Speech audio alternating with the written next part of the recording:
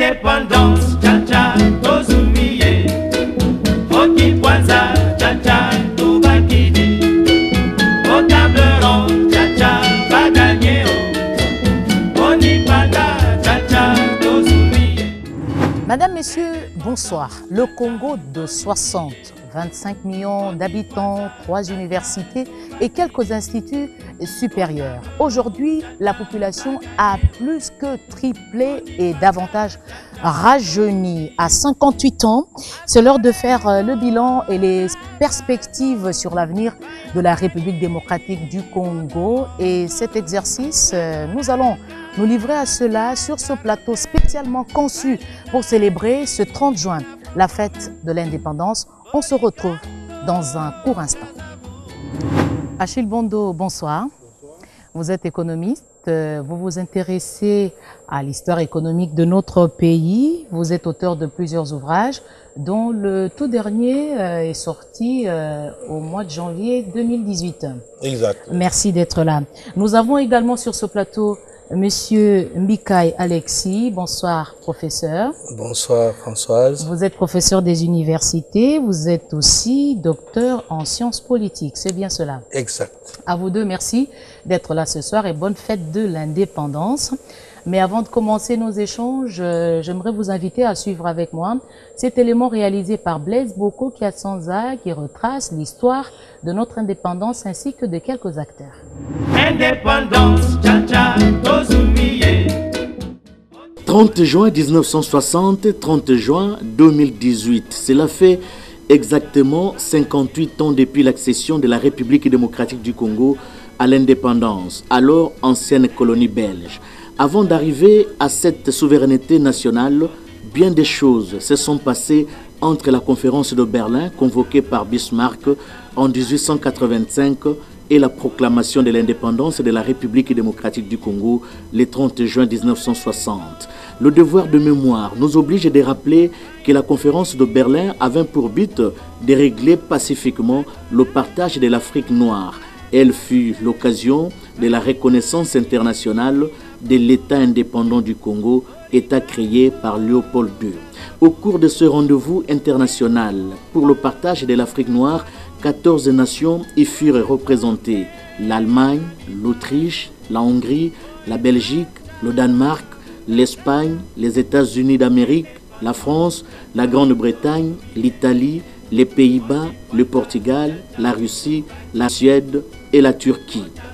De toutes ces nations, la Belgique sera 20 ans plus tard la seule métropole à acquérir en Afrique une colonie près de 100 fois plus grande que son territoire national.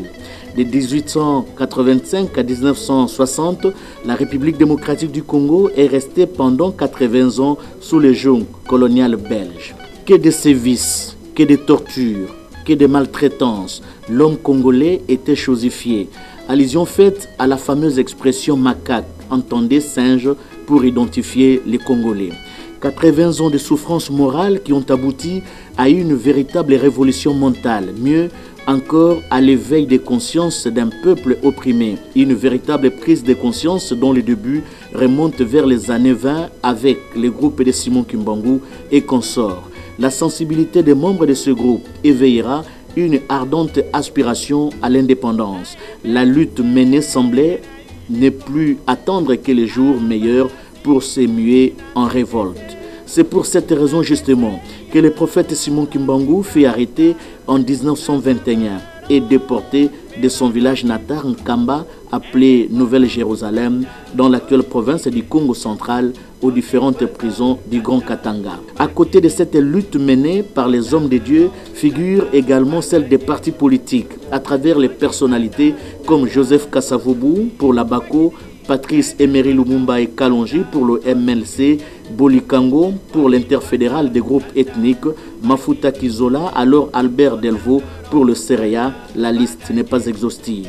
Ces partis politiques ont tous contribué au processus de la décolonisation de la République démocratique du Congo pour dire tous non à la colonisation, avec bien sûr le cortège des risques que cette lutte anticoloniale pouvait représenter pour chacun d'eux et même pour les membres de leur famille biologique et politique. Ces Congolais, qualifiés de courageux, c'est le moins que l'on puisse dire, avait lancé en son temps le manifeste de la conscience africaine avec un certain Joseph Albert Malola qui deviendra plus tard le premier cardinal archevêque de Kinshasa. Ce manifeste de la conscience africaine fut un véritable pamphlet contre la colonisation. L'idée est certes venue d'un petit groupe de politiciens congolais, mais ces leaders politiques parlaient au nom de la majorité du peuple congolais qui en avait marre de la colonie belge. Dans ce manifeste de la conscience africaine, on pouvait facilement retenir des thèmes comme la vocation nationale dont la finalité était de bâtir un Congo nouveau, prospère et heureux au cœur de l'Afrique, l'émancipation politique, économique et sociale du peuple congolais, la nécessité de l'unité nationale en vue de présenter un front solide devant la métropole et appeler les fils et filles du Congo à la réalisation de cet idéal. Une lutte de longue haleine qui avait comme conséquence logique l'explosion du 4 janvier 1959. Si les uns disent que tout était parti du match de football qui avait opposé l'association sportive V-Club à l'équipe de Mikado au stade Tata Raphaël, Mikado aurait battu V-Club par 4-0. Et cette défaite serait à la base de la colère des supporters de V-Club qui, pour se déverser dans les rues des quartiers environnants du stade de Tata Raphaël, manifestant ainsi leur mécontentement. Les autres, par contre, révèlent que c'était plutôt la colère des militants de la BACO qui se sont vus refuser la tenue du meeting de leur parti politique par le pouvoir colonial belge. Qu'à cela ne tienne, l'explosion du 4 janvier 1959, c'est la manifestation éloquente d'une volonté de libération étouffée pendant près de 80 ans de colonisation. Face à cette détermination, au travers d'une mobilisation sociale des Congolais, tous à l'unisson, ce malgré leurs divergences politiques et sociales, la Belgique commençait à prendre conscience que sa présence en République démocratique du Congo, alors Congo belge, ne valait plus la peine. D'où la convocation d'une table ronde belgo-congolaise tenue du 20 janvier au 20 février 1960. C'est tout dire. Tout dire d'une Belgique devenue de plus en plus encombrante pour les Congolais. La table ronde belgo-congolaise avait ouvert ses portes le mercredi 20 janvier 1960 au Palais du Congrès, à Bruxelles. Certes, plusieurs points furent inscrits à l'ordre du jour, mais la détermination des Congolais était de mise pour en finir avec la colonisation. Et la grande interrogation demeurait sur la date de l'indépendance. Certains proposaient le 1er juin, d'autres le 1er juillet, qui était également la date commémorative pour la fête, la création du premier État indépendant du Congo. D'autres encore avaient proposé la date du 15 juillet. Après un débat parfois houleux, finalement, toutes les parties présentes à ces assises sont tombées d'accord sur la date du 30 juin 1960 qui fut fixée comme date pour l'accession de notre pays à l'indépendance. La reconstruction de la République démocratique du Congo doit être un processus permanent et non ponctuel. Et nous sommes en droit de constater, sans crainte de nous contredire, que 58 ans après l'indépendance, nous sommes en face d'un Congo qui a vieilli et qui n'a pas encore grandi. Et pour que ce Congo grandisse, il faut une vision pour en faire une mission, celle de servir son peuple. Professeur Mbikaï, ce document vous rappelle-t-il quelque chose? Il vient ressasser les blessures? Françoise, c'est avec beaucoup d'émotion que j'ai suivi ce documentaire et surtout que nous avons eu la chance, moi personnellement, d'avoir traversé les périodes. Donc je suis né sous la colonisation et lorsque le 30 juin est arrivé, j'avais 7 ans. J'avais un petit ami belge qui s'appelait Pierrot. Et j'ai vu ses parents faire les valises. Ils étaient partis parce que les Belges avaient peur de ce qui allait arriver. D'autant plus qu'entre eux et les Congolais, il y avait un problème. Donc entre Congolais et Belges, il y avait quand même des amitiés, hein? Il y avait des amitiés, oui. Moi, j'avais un petit ami, Pierrot. Pierrot parce qu'il était le seul garçon d'une famille avec 13 filles. Et il est né dans cette famille-là. Et moi, je l'ai fréquenté comme garçon. Nous étions 2 garçons à jouer ensemble. Est-ce qu'il y avait ce genre de relations? Ça, c'est à la fin de la colonisation. Mais il y avait un problème très sérieux de la relation entre les Congolais et les Belges. Et vous avez 7 ans, un peu de souvenirs. Qu'est-ce que Ah oui, j'ai des souvenirs. Vous avez vu Des souvenirs contradictoires. Hein. D'une part, je me souviens qu'on était, du point de vue matériel, on était bien. Mon père était chauffeur mécanicien dans une société belge. Nous avions une grande maison de 4 chambres, à matériaux durables. On mangeait bien, il y avait du filet, du fromage, de la crème. Vous avez des machines pour ça. Mais un jour, mon père m'appelle, il me tient à la main, il me dit, regarde bien devant toi. Je fixe, il y avait quelqu'un qui était devant. Il me demande, cet homme, vous le voyez? J'ai dit, je le vois. C'était son chef, un Belge. Il s'appelait Monsieur Labour. Monsieur Labour était physiquement grand et gros. Et dans ma langue maternelle, on l'appelait éléphant, Kapumbu. Et pourquoi vous deviez le regarder?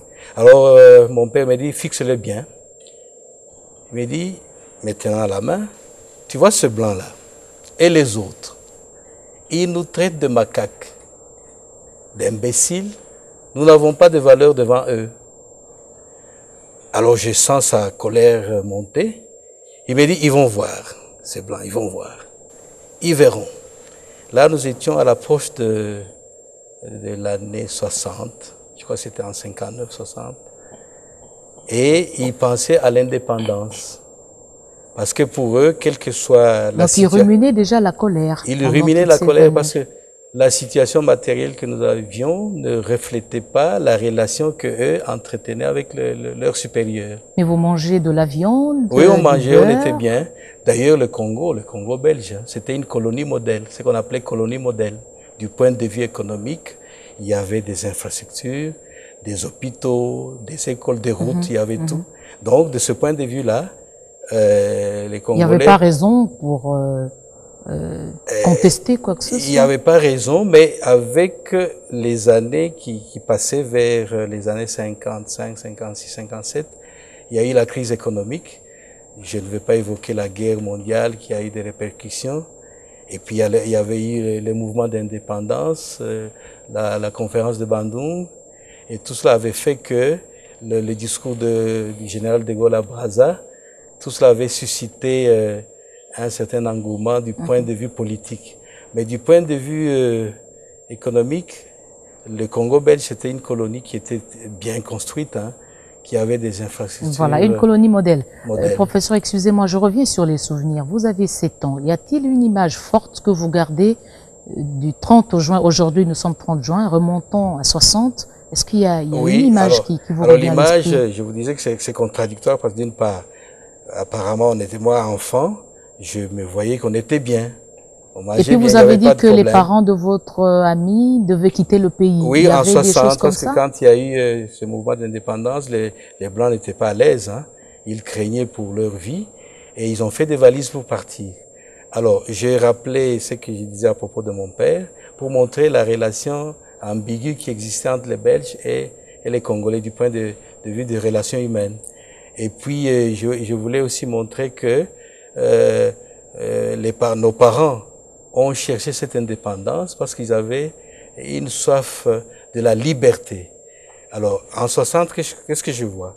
Les souvenirs que j'ai, je me rappelle lorsque le Premier ministre, je ne savais pas qu'il était Premier ministre, mais je voyais la radio, il y avait ce genre de radio avec 2 boutons, Greding, qui était sur la table. Alors, quand le Premier ministre Lumumba parlait, je voyais cette radio-là balancer sur la table. Elle bougeait comme ça. Sa voix faisait bouger des radios. Ah oui, c'est mon témoignage que je donne. Hein. De l'enfant de 7 ans. Oui, je me souviens de beaucoup de choses que j'ai gardées de cette période-là. Alors j'ai vu les Blancs qui faisaient des valises, dont mon ami Pierrot qui était parti parce que il y avait l'indépendance qu'on attendait.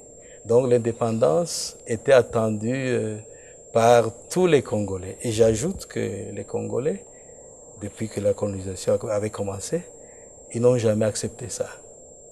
Ils n'ont jamais accepté la colonisation. Ah, d'accord. Tous les mouvements qu'on a rappelés là. des Kimbangu Oui. et des autres. Déjà en 1921. À côté de vous, il y a un Congolais, mais qui n'a pas vécu l'indépendance, qui est né pendant la liberté, Achille Bondo. Vous n'avez pas vécu ça. Pour vous, 58 ans aujourd'hui, la RDC a grandi, elle a vieilli ou elle fait du surplace. Merci beaucoup. C'est vrai que je n'ai pas vécu ça parce que je n'étais pas né à cette époque. Mais j'ai beaucoup travaillé sur la question. En fait, je suis économiste, comme vous l'avez rappelé tout à l'heure, et j'ai beaucoup travaillé sur l'histoire économique du pays. En fait, je voulais comprendre quel était le modèle économique du Congo belge. Quel était le modèle économique que le colon a mis en place. Parce que, comme l'a si bien dit le professeur, il y a un héritage économique qui n'est pas négligeable. Et nos parents nous en parlaient aussi, bien qu'on soit né quelques années après l'indépendance, mais nos parents nous en parlaient. Et ils disaient toujours « temps flamand ». Temps flamand. Moi, je suis né quelques années après, 63, donc j'ai 55 ans aujourd'hui. Je dirais que j'ai quand même vécu toute cette période. Et je voulais comprendre, je me suis dit, bon, qu'est-ce qui s'est passé avant? De quoi avons-nous hérité à la colonisation? C'est ce qui a motivé les recherches que vous faites sur le Voilà. modèle économique. Voilà. Alors, rapidement, est-ce que avec toutes vos recherches, êtes-vous arrivé à la conclusion que le Congo 58 ans aujourd'hui, 30 au juin, on a quand même, il y a une maturité en matière Maturité, économique? certainement.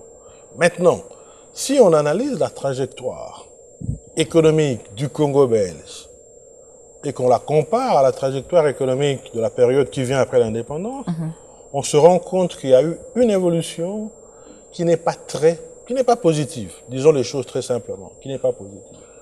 En fait, quand vous observez la trajectoire avant l'indépendance, vous vous rendez compte qu'il y a eu trois périodes clés.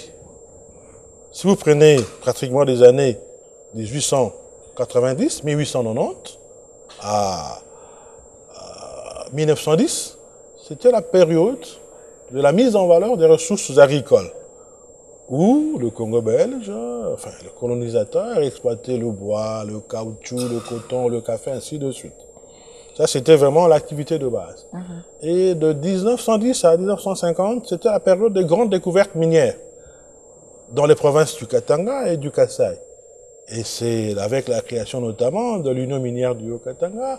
Et d'ailleurs, pour citer une date symbolique et historique, la première coulée de cuivre dans les usines de l'Union minière du Haut-Katanga a eu lieu le 30 juin 1911. Donc c'est une date symbolique. Et puis après, de 1950 à 60, il y a eu la diversification économique avec notamment la mise en œuvre du plan décennal pour le développement économique et social du Congo belge.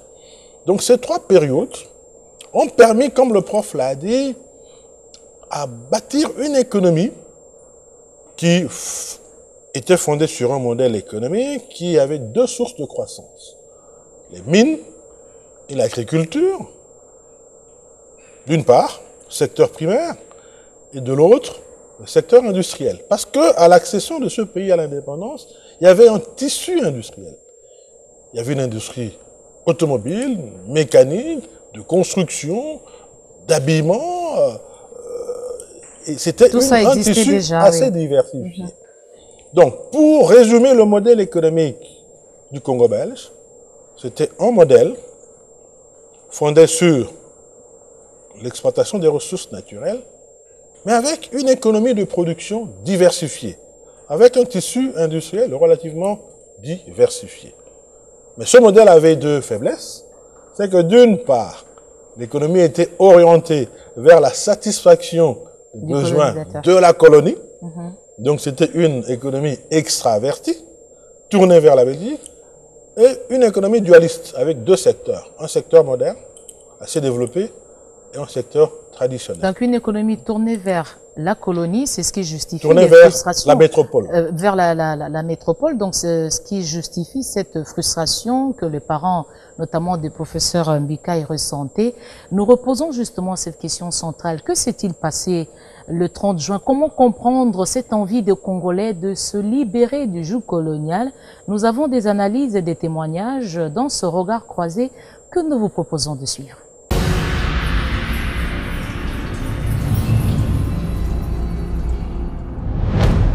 Dans beaucoup de domaines, depuis 1960, nous sommes des pionniers. Et lorsque nous entendons ces gens nous parler aujourd'hui démocratie, liberté, droits de l'homme, on aurait envie de rire. C'est vrai qu'on nous a donné une bonne éducation. J'ai fait des bonnes études, tout ça, mais il y avait beaucoup de frustration. Psychologiquement, les Blancs aimeraient donner l'indépendance un quart trop tard. Les Congolais aimeraient avoir l'indépendance un quart trop tôt. Il était temps qu'on arrête la colonisation. Il était temps qu'on arrête la colonisation. Rien ne vaut la liberté.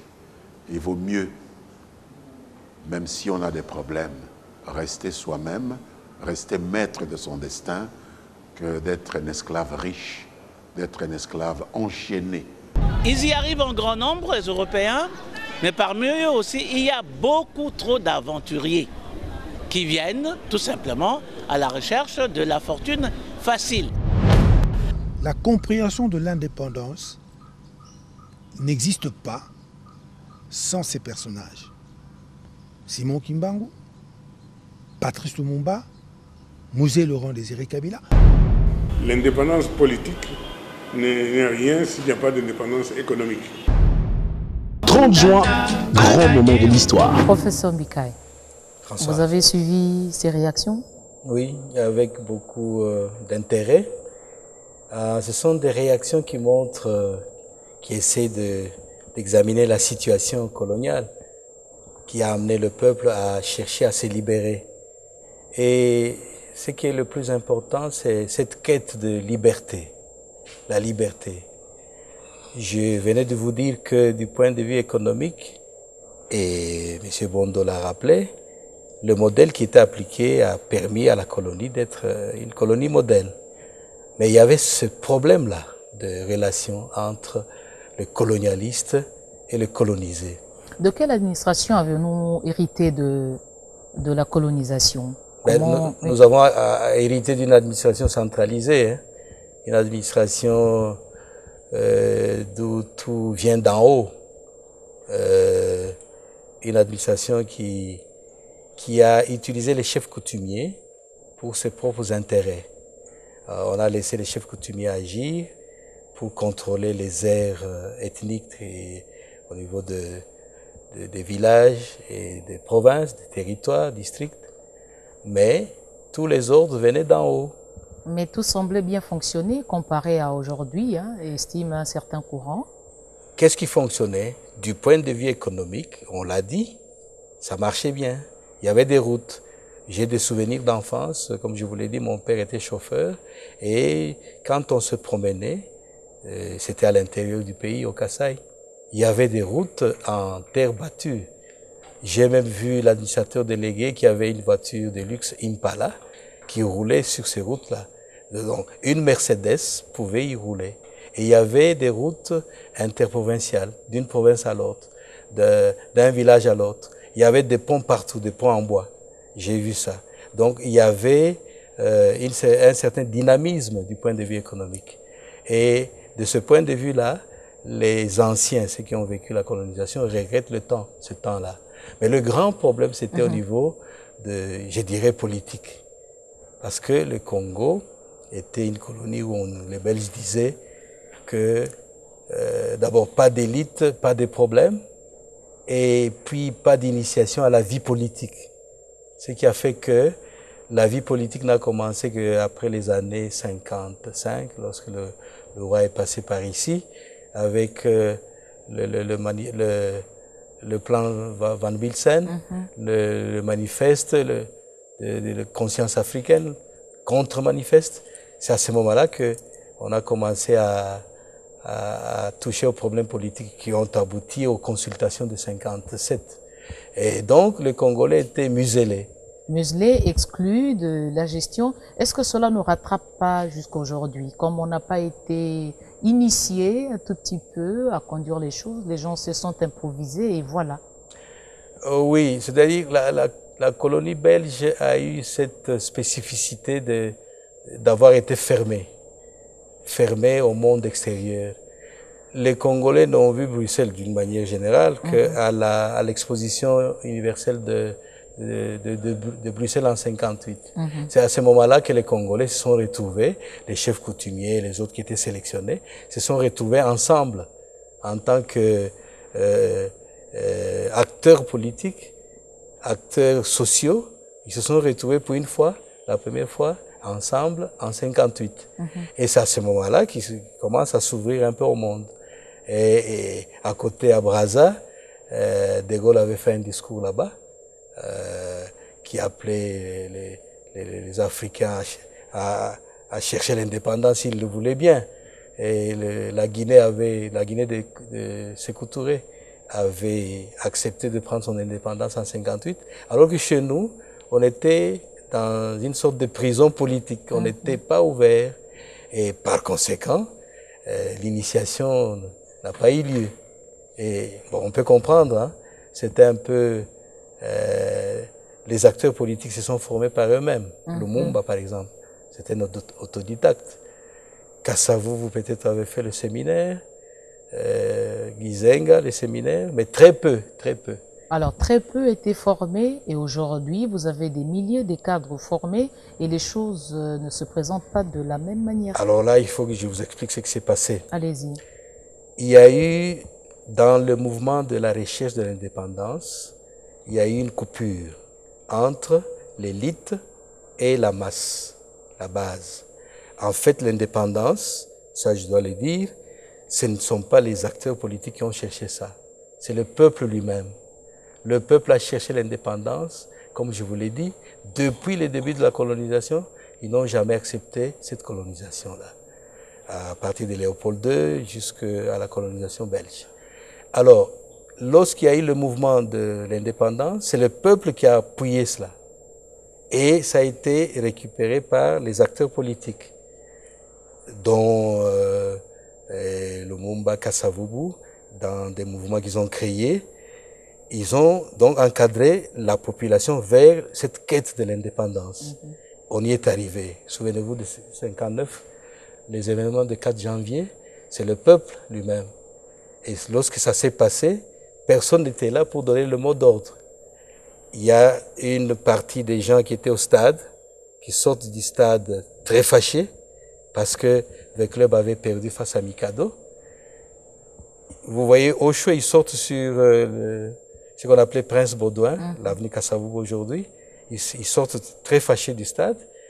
Ils arrivent sur le grand boulevard, au niveau de la place IMK. Ils rencontrent ceux de l'Abaco qui étaient aussi en réunion. Oui. Eux aussi très fâchés, parce que la rencontre a été renvoyée. Oui. Alors, vous avez là deux groupes qui viennent de deux réunions différentes. Une réunion politique, une réunion sportive. Mais ils sont réunis par une seule chose. C'est qu'ils sentent que les Belges ne veulent pas qu'eux soient libres. Les Belges, l'arbitre a mal arbitré. Il a favorisé l'équipe flamande. Au niveau de la place IMK, le premier bourgmestre, M. Tordeur, a renvoyé donc le meeting.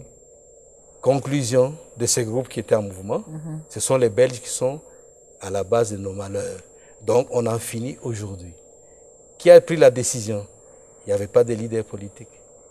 C'est la dynamique de la foule qui a... Oui, c'est parti. Oui, c'est parti. Et il y a eu des casses avec des conséquences terribles parce que le roi était obligé d'intervenir lui-même. Voilà. Où voulez-vous en venir justement par rapport à ça? Je voulais dire ceci, qu'il y a cette coupure aujourd'hui que l'on voit, c'est cette masse-là qui a cherché l'indépendance pour résoudre ces problèmes. Quels étaient ces problèmes? C'était des problèmes, je l'ai dit, de cette domination belge au niveau politique, mais aussi au niveau économique, il y avait des problèmes parce que l'économie commençait à chanceler avec la crise économique. Donc il y avait des chômeurs et ils ont canalisé ce mouvement vers l'indépendance. Et ils ont donné mission aux leaders en leur disant, vous allez à Bruxelles à la table ronde avec un seul objectif, nous ramener l'indépendance. L'indépendance dont ils parlaient, c'était l'indépendance politique. Eux ne voyaient pas les aspects économiques. Ils se disaient, si nous sommes indépendants politiquement, nous pouvons résoudre les autres problèmes-là. Alors, mandat donné aux autres, si vous ne ramenez pas l'indépendance, restez à Bruxelles. Donc vous voyez la dynamique qui a poussé les acteurs politiques à agir. Lorsqu'ils arrivent à Bruxelles, il y a eu des problèmes là, parce que le Mumba n'était pas là, il était emprisonné. Et ils ont formé ce qu'on a appelé le Front commun. Ce Front commun réunissait et les fédéralistes et les unitaristes. Parce qu'en 60, il y avait deux mouvements, les unitaristes et les fédéralistes. Mais puisqu'ils étaient mus par un seul objectif, un seul intérêt, dicté par le peuple, j'insiste, l'indépendance, ils se sont mis d'accord. Front commun, jusque... Ils ont obtenu ce qu'ils cherchaient. Et c'est ce qui a fait que le 30 juin, c'était le grand jour où le peuple célébrait sa victoire sur les colonialistes. Mais par après, maintenant, la contradiction, c'est par après. Cette alliance-là, je dirais, tactique, stratégique entre le peuple et les élites, a été cassée. Première cassure, vous savez ce qui s'est passé en 60, avec le premier coup d'État de Mobutu. Nous allons y revenir avec les contestations qui se sont poursuivies. Donc, en bref, après, je vais dire ceci. Il y a eu une cassure entre l'alliance qui était faite entre le peuple et ses dirigeants. Le peuple a constaté que les dirigeants ont cherché l'indépendance pour eux-mêmes. Ah voilà. C'est ça le problème. Une autre nature. Voilà. Achille Bondo, pour revenir sur les études que vous avez faites, partant du modèle économique du Congo belge, quelles sont les observations, les grandes observations que vous avez faites? Les grandes observations, c'est que c'était une économie qui était assise sur le secteur privé. Donc, le secteur privé était le moteur de la croissance. Ça, c'était une première chose. Une deuxième chose, c'est qu'elle était assise sur une administration qui était professionnelle. D'ailleurs, l'élaboration du plan décennal de développement économique et social du Congo belge, c'était une affaire de jeunes économistes belges, coordonnés par le chef des affaires économiques qui était basé ici, M. Cornelis, qui s'appelait. Et ce travail était bien fait. Je vais vous donner un exemple. En fait, ils connaissaient la configuration de ce pays. Et si vous analysez le budget de ce plan de développement décennal, vous allez vous rendre compte que le gros du budget était orienté vers les infrastructures, notamment les routes. Et puis, l'énergie. Ça, c'est pour les infrastructures économiques. Pour les infrastructures sociales, il y avait essentiellement les écoles et les hôpitaux. Donc, c'est quand même un plan qui répondait aux besoins de développement de la colonie. Et ça, c'est un élément important. Ça, je dirais que c'est vraiment une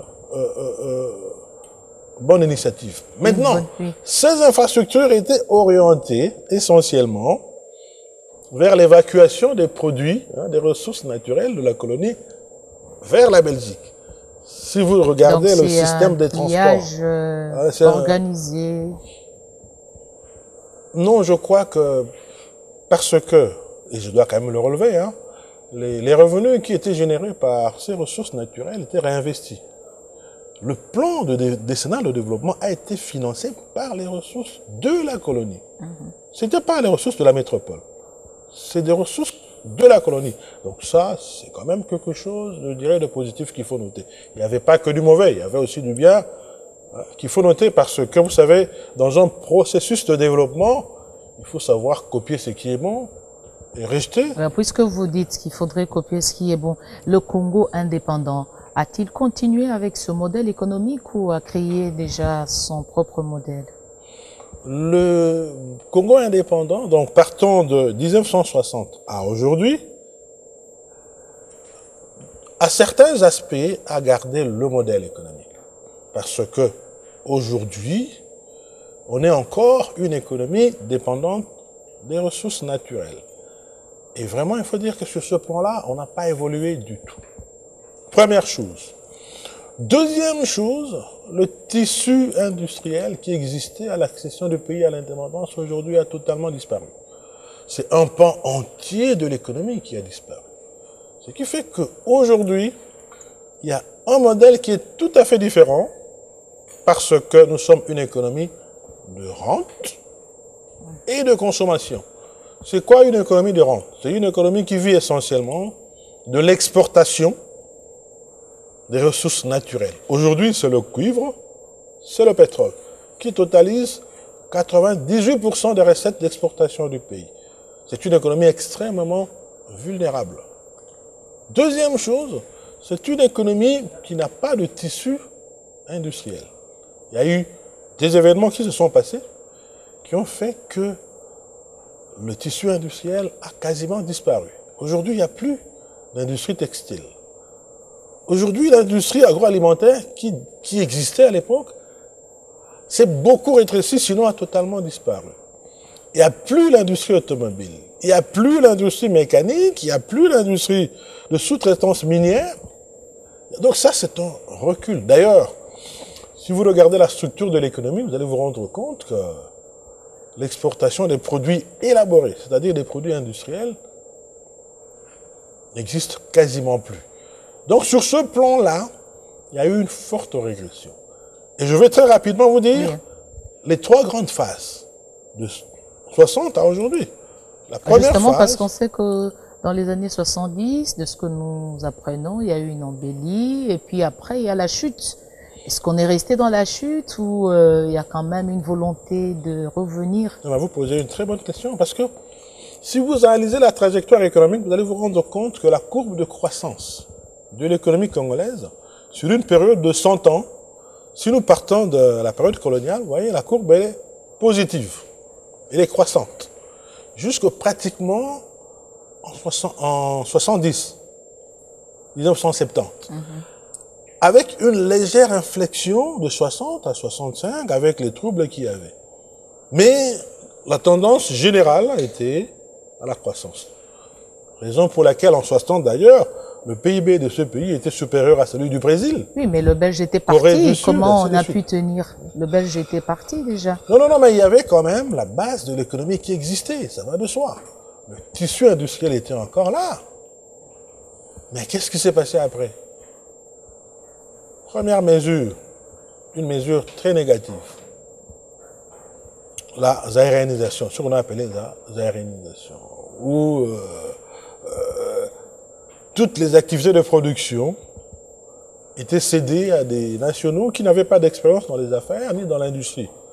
Ça a freiné. D'ailleurs, la question est de savoir à partir de quand le train de développement de ce pays s'est arrêté. Je vous dirais qu'en analysant la courbe de croissance, on voit, elle est croissante jusqu'en 70 et puis paf, ça s'arrête. Après, de manière générale, c'est la régression. C'est la régression. Donc c'était une mesure qui n'était pas bien pensée et qui a plongé ce pays dans un marasme. Et aujourd'hui encore, on vit les conséquences de ça. Jusqu'aujourd'hui, ça c'est la zaïréanisation. Une deuxième mesure. Deuxième événement, c'est un événement d'origine extérieure. Nous sommes une économie extravertie, nous vivons des recettes d'exportation. Il y a eu le choc pétrolier, le premier choc pétrolier, le prix du pétrole a été multiplié quasiment par 4. Donc la facture pétrolière s'est alourdie de manière importante, avec des répercussions sur l'économie. Et puis, on est revenu à des facteurs internes, les deux pillages. Ah ça, c'était le coup de grâce. Ça, vraiment, le reste d'unités de production qui existaient encore dans ce pays a été rasé par les deux pillages de 91 et de 93. Et on ne se remettra plus jamais? On n'a pas fini avec ça, hein, parce que la démocratisation s'est accompagnée de beaucoup de problèmes. Avec les guerres d'agression. On se remettra, madame, moi je suis vraiment optimiste, on se remettra, mais à condition de changer de modèle économique. C'est-à-dire d'opérer une transformation qui fasse passer l'économie congolaise d'une économie de rente et de consommation à une économie de production diversifiée, première chose. Deuxième chose, une économie intégrée. Je vais vous dire, je suis parti une fois du Congo central vers le Mayombe, là, où, arrivé au niveau de Kinshasa, je vais acheter des bananes. Je dis, bon, puisqu'à l'époque, je vivais à Lubumbashi, je travaillais à Lubumbashi, je dis, bon, alors là, je reviens de vacances, je vais voir un peu la famille là-bas, je remonte, je prends la somme que j'utilisais pour acheter une banane à Lubumbashi. Je donne à la maman pour acheter des bananes, elle me donne un régime de bananes, s'il vous plaît. D'une banane à tout un régime. Donc, tout un régime qui vaut le prix d'une banane à Lubumbashi. On est dans une seule économie. Quelle explication vous donnez à ça? Voilà, c'est pas une économie intégrée. Pourquoi? Parce qu'il n'existe pas un système de transport qui facilite la circulation des marchandises. Voilà, au sein d'une même économie. Mais il y a des routes qui sont construites quand même, qu'on se le dise. Ah non, mais la densité est très faible. Par rapport à la dimension continentale du pays, on n'a pas un système de transport, on n'a pas des routes suffisantes. On n'en a pas.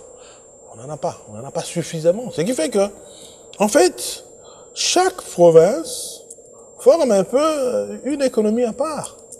Mais le prof a dit tantôt, et je suis avec beaucoup d'intérêt, qu'il y avait des routes interprovinciales qui reliaient les provinces les unes aux autres. Et puis il y avait la nationale numéro 1, qui permettait de partir du Congo central, de traverser tout le pays et d'arriver jusqu'au Katanga. Alors ces routes existaient, elles se sont certainement détériorées, d'autres ont été construites. Est-ce qu'il faut absolument rester sur cette voie où on peut avoir d'autres moyens d'interconnexion ou être aussi innovant, vous ne pensez pas? À part le système routier, il y a le système fluvial, le fleuve. C'est la principale route de desserte agricole. C'est un boulevard naturel. Mais regardez le fleuve, il sert à quoi aujourd'hui? Il sert à quoi? Il est à peine balisé, à peine dragué. Ce qui fait que ce moyen, d'ailleurs, vous savez quoi? Le transport par le fleuve aurait pu faire que les coûts de transaction au sein de l'économie pourraient baisser de 50%. Il y a des études qui l'ont démontré. Alors pour qu'il y ait mouvement, il faut absolument que l'État soit là ou les privés aussi, profitant de la législation? Il faut les deux. Il faut que l'État mette en place les conditions nécessaires pour faciliter au secteur privé de faire des affaires. C'est ça le rôle de l'État. Deuxième rôle de l'État, il faut que l'État mette en place le cadre juridique et institutionnel qui permettent au secteur privé d'opérer. Aujourd'hui, il faut noter que les politiques publiques font défaut. On n'a pas de politique de l'eau. Donc ça, c'est un besoin à combler absolument. Ah oui. Donc il faut mettre en place tout cela. Parce que c'est ça qui facilite aux opérateurs économiques de faire leurs affaires. C'est maintenant qu'on est en train, petit à petit, ça, il faut quand même le noter, hein, il y a aussi des avancées. Professeur Mbikaï, vous avez insisté sur le fait qu'il y avait des contestations, la colère qui remontait et les Congolais avaient besoin absolument tout de suite de l'indépendance. Alors qu'est-ce qui explique qu'après 60, tout de suite après, il y a d'autres revendications qui sont arrivées. Donc la soif n'était pas étanchée. Ça c'est la main extérieure. Mais à l'interne, il y a aussi la part des Congolais.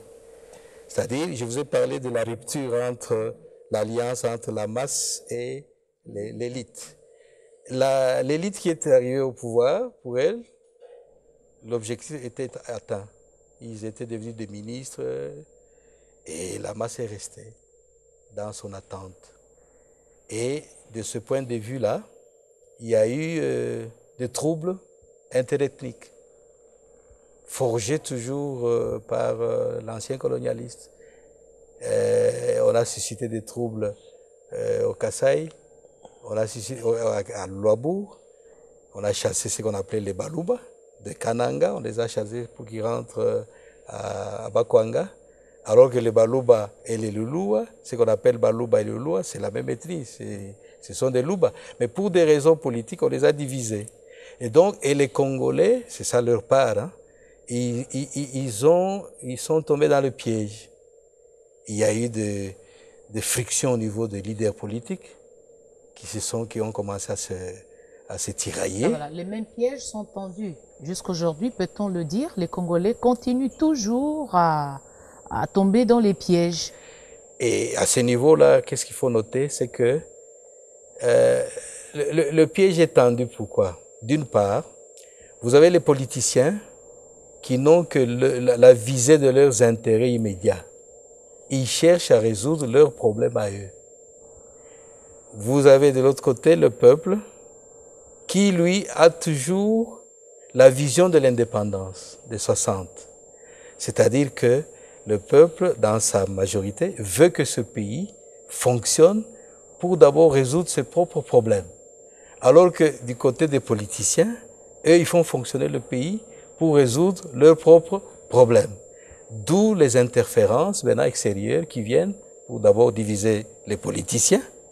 Ils les divisent entre eux dans cette quête de pouvoir. Et le peuple aussi tombe dans le piège parce qu'il y a les aspects ethniques. Oui, professeur, j'aimerais bien insister sur cette affaire. Vous décrivez très bien ce qui s'était passé en 60 et juste après. Et apparemment, les choses n'ont pas changé 58 ans après. Vous attirez, il y a eu une interpellation sur... Justement, il y a eu la reproduction sociale. Ça veut dire que vous avez une classe politique qui continue à agir dans sa trahison contre les intérêts du peuple. Elle agit à travers les partis politiques, etc., pour manipuler d'abord à ce niveau-là le peuple. Chaque leader manipule le peuple à son niveau. Et le peuple, de par sa paupérisation, se laisse tomber dans ce piège-là. Et le peuple ne voit pas que, comme en 60, il y a eu un front commun, et que ce front commun doit être formé pour que l'intérêt général soit réalisé, eh bien, on se retrouve dans cette reproduction-là, d'année en année. Et d'ailleurs, chez nous, nous avons toujours des conciliabules, hein, d'année en année. D'année en année. Professeur, malgré toutes ces menaces, est-ce que le pays est-il resté le même? Ah oui, ça, il faut que j'insiste là-dessus. Et je parle du point de vue du peuple. Vous l'avez constaté, je me réfère toujours au peuple. Mais le peuple, tout le monde est dedans, hein? Ça c'est des nuances, mais allez-y, je vous écoute. Le peuple, je veux dire ceci, que ce pays a une histoire, et cette histoire fait que les différents groupes qui se retrouvent sur cet espace a appris à vivre ensemble. Il y a eu des liens au niveau des familles, des liens conjugaux, des mariages interethniques. Il y a eu toutes ces guerres de sécession, toutes ces mutineries qui ont causé beaucoup de sévices dans le chef du peuple. Et tous ces éléments ont fait en sorte que les Congolais se sentent unis dans le même sol, comme on le dit dans l'hymne national. Et surtout, il y a eu des martyrs, ceux qui ont donné leur vie pour que ce pays vive. Il y a les martyrs de l'indépendance, le 4 janvier, mais il y a des grandes figures comme Kimbangu, comme Lumumba. Je prends l'exemple de deux, Kimbangu. C'est en 1921. Parce qu'il y a des gens qui disent que l'indépendance a été demandée trop tôt. Non. L'indépendance, il y a eu tout un processus qui a commencé très loin. Et canalisé par la figure de Kimbangu, 1921. Lumumba est né en 1925. Donc quand Kimbangu agissait, Lumumba n'était pas encore né. Mais le flambeau de Kimbangu a été repris par Lumumba. Et donc, il y a eu des gens qui ont donné leur vie, qui ont versé leur sang. Et ça, c'est un élément important du point de vue spirituel qui fait que ce pays, même s'il y a des velléités de balkanisation, le peuple revient toujours à cette fondation-là, à ces fondamentaux. Donc la balkanisation est une menace sérieuse? Ah oui, une menace permanente. Et on n'en finira pas. Pourquoi? Pour la raison que je vous ai donnée. Nous sommes un pays, du point de vue géostratégique, qui est très important. Toutes les ressources, les richesses que les gens cherchent dans ce monde sont logées dans ce pays, dans les sous-sols. Mais il n'y a pas que les sous-sols. Le sol, la faune, la flore, elle est tellement riche que il y a des gens qui estiment que notre pays c'est un paradis. C'est un paradis. Alors pour cette raison-là, et je vous renvoie maintenant à Berlin. Berlin, on nous a montré ça. Berlin, qui était à Berlin? Ils sont toujours là. Les puissances de Berlin continuent à exister. Les États-Unis, la Russie, et le dernier c'est la Turquie. Et la Turquie, M. Bondo vient de me le dire, il va révéler quelque chose de très important. La Turquie a une vision, je crois qu'il va bien l'expliquer, sur notre pays.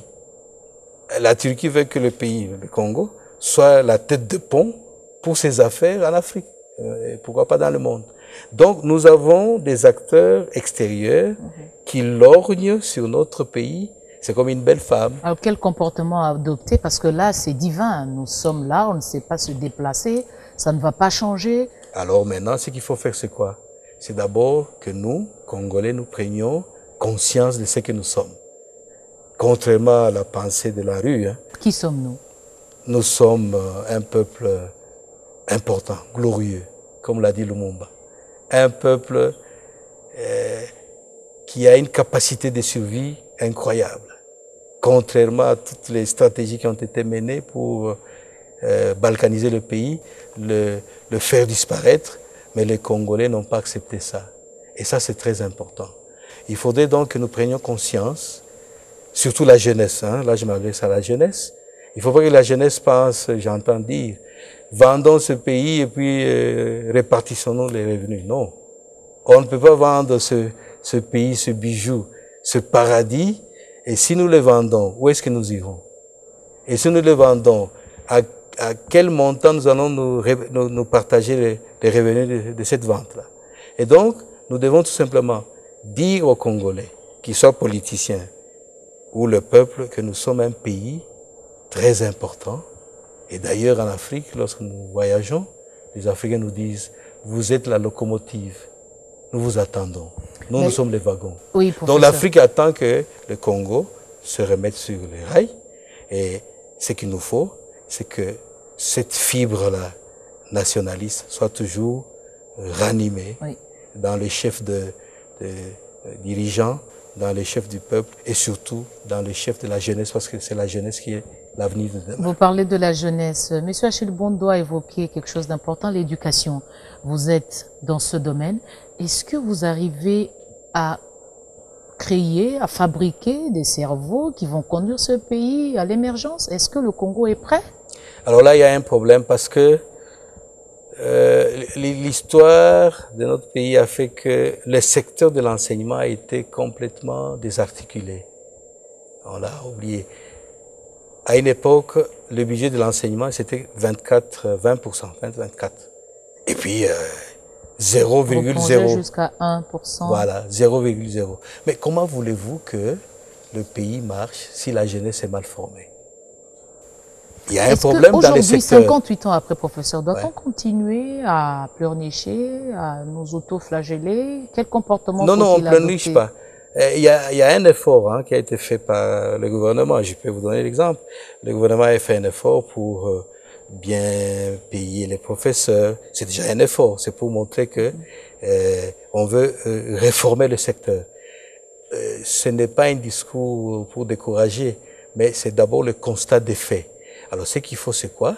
Maintenant, il faut répartir sur de nouvelles bases. Il faut que le budget de l'éducation, je vous donne un exemple, les États-Unis. Le président Kennedy disait, si nous voulons être puissants ou continuer à être le leader de ce monde, il faut que notre jeunesse soit bien formée.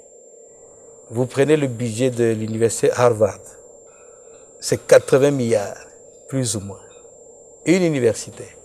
Donc, on met beaucoup d'argent dans la formation de la jeunesse. Parce que sans cela, il n'y a pas moyen. Et donc, mais il n'y a pas que les milliards, mais il faut aussi la conscience professionnelle des encadreurs, des professeurs, la conscience des apprenants, des étudiants. Aujourd'hui, je regrette un peu parce que nos étudiants, hein, quand on les voit, j'ai l'impression qu'ils n'ont pas cette conscience-là. Est-ce que vous leur communiquez la conscience, être fier? Ça devait être communiqué, n'est-ce pas? Je vous dis en passant que j'ai eu le cours d'histoire politique. Je me rappelle cette année, j'ai donné ce cours. Et quand je suis arrivé aux événements des 60, lorsque Lumumba a été arrêté et puis assassiné, j'ai eu des larmes aux yeux devant eux. J'ai relié son discours où il disait que cette indépendance, nous l'avons eue parce que c'était une lutte, ça a été une lutte de feu et de larmes. Larmes. Les Congolais ont pleuré. Et moi, j'ai pleuré devant mes étudiants pour leur montrer que c'est eux qui, demain, vont prendre des choses en main. Merci. Et il faut qu'ils soient conscients. Il ne faut pas qu'ils disent « Non, on a demandé l'indépendance trop tôt ». Ça, c'est un faux discours. On ne l'a pas demandé trop tôt, c'était le moment.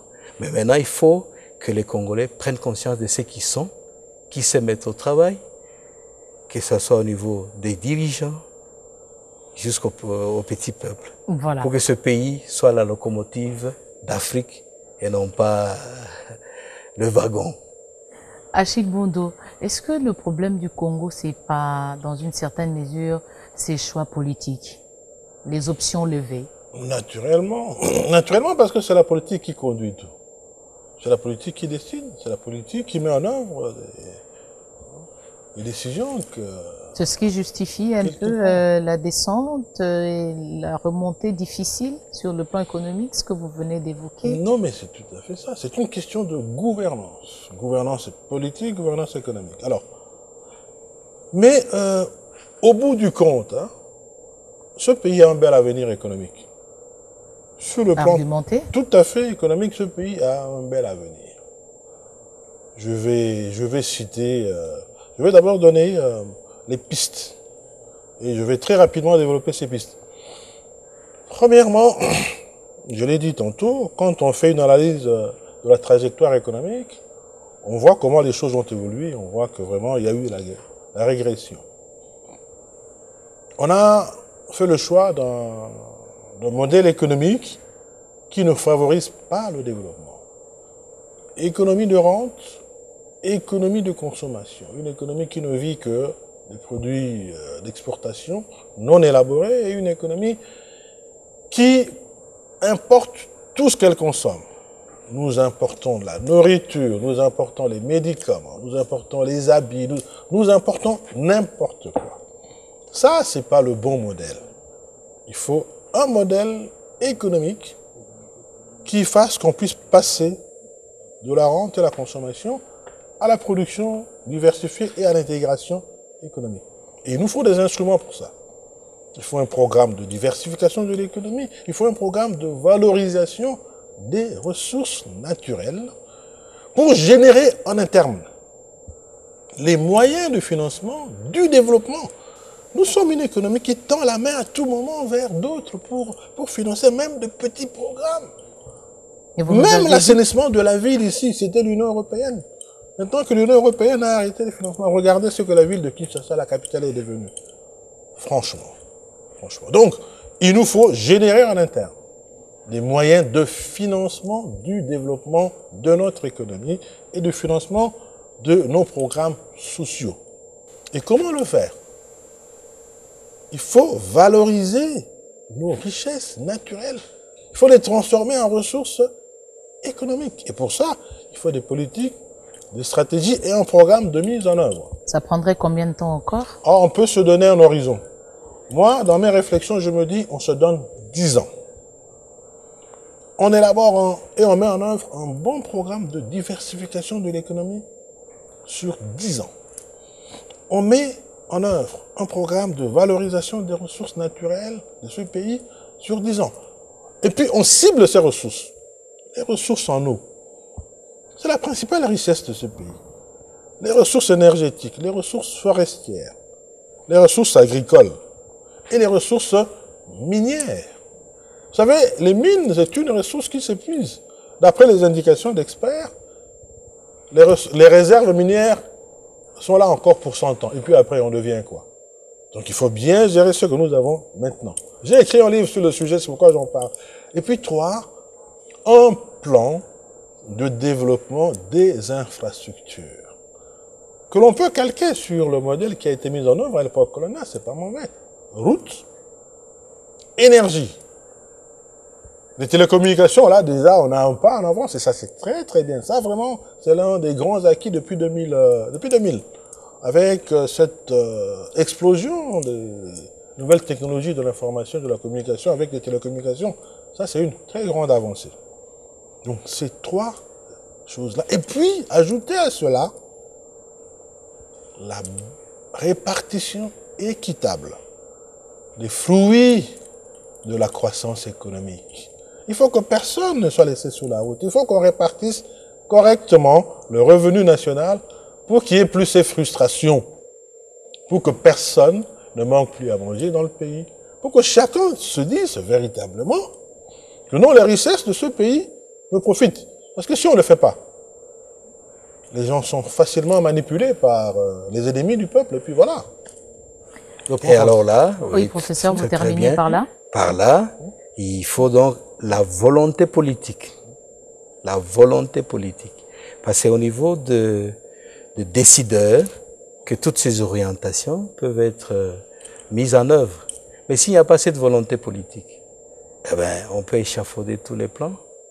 Rien ne va marcher. Alors moi, j'en appelle aux responsables, à ceux qui veulent aspirer à la gouvernance, puisque bientôt ce sont les élections. La question que je leur pose, bon, vous voulez être élu à tel poste, pour faire quoi? Est-ce que vous avez une vision pour réconcilier le peuple avec ses dirigeants? Parce que le grand problème dans ce pays, c'est ces fossés-là qui existent entre le peuple et ses dirigeants. Les uns, comme disait quelqu'un, Basusu na Bisengo, Basusu na Mawa. C'est ça le problème du Congo. Merci, professeur Mbika, et merci, monsieur Bondo, d'avoir participé sur ce plateau. Nous sommes dans la joie parce qu'il s'agit de la fête de notre indépendance, 58 ans aujourd'hui.